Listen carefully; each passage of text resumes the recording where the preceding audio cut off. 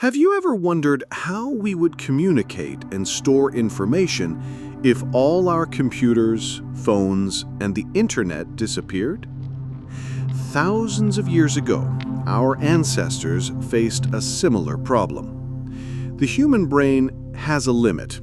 It cannot remember all the numbers, lists, and complex contracts.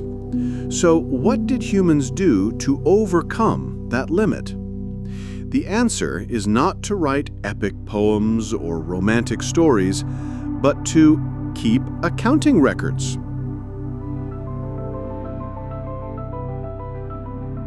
About 10,000 years ago, humans made a historic leap: the agricultural revolution. From nomadic hunter-gatherer tribes, we settled down and domesticated plants and animals.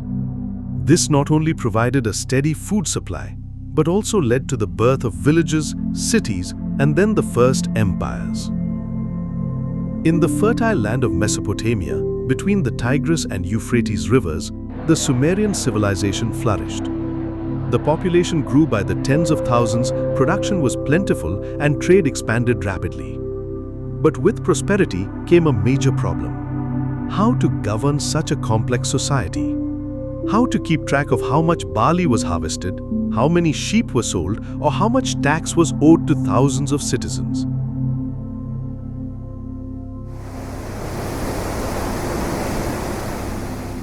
The human brain, while extraordinary, has its limits. It is good at telling stories and creating myths to unite small communities. But it is bad at remembering dry numbers and detailed lists. Imagine you are a ruler, having to remember the amount of food in stock for a city of tens of thousands of people. Or you are a merchant, having to remember exactly every item exchanged with hundreds of partners.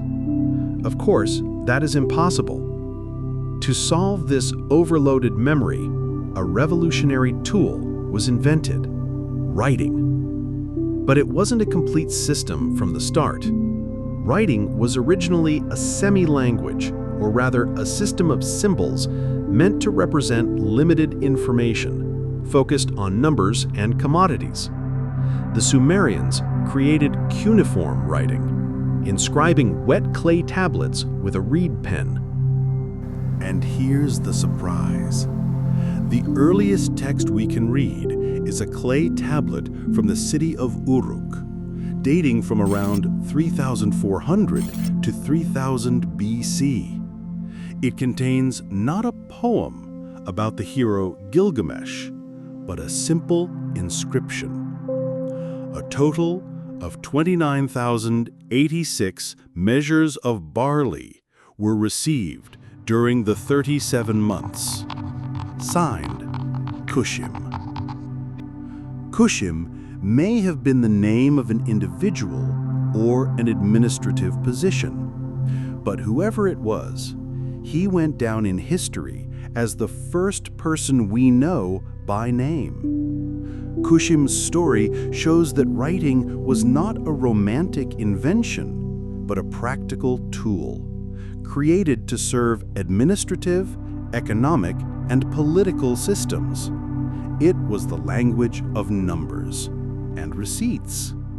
It allowed officials to administer more efficiently, collect taxes more fully, and build empires of unprecedented scale.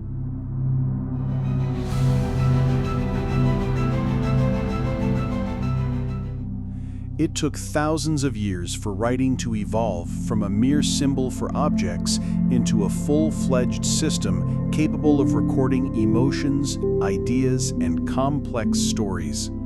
That was when humans discovered how to use symbols to represent sounds rather than just objects. The shift from a language of numbers to a language of stories was the greatest turning point in writing. As writing became a flexible tool, it became a means of preserving imagined orders. From clay tablets of tax records, we could now write down laws, Bibles, constitutions. Writing allowed stories and myths to not only exist in oral memory, but to be firmly fixed. This allowed ideas like country, money, religion become more sustainable. You can build an empire, but without a written language to record its laws and decrees, it will collapse as soon as the first king dies.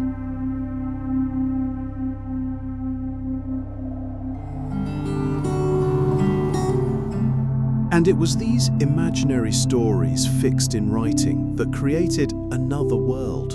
A world where humans could cooperate with millions of strangers to build great civilizations. So what actually created the foundation for this broad collaboration? It was religion. And we will explore how religion has united humanity in the next episode.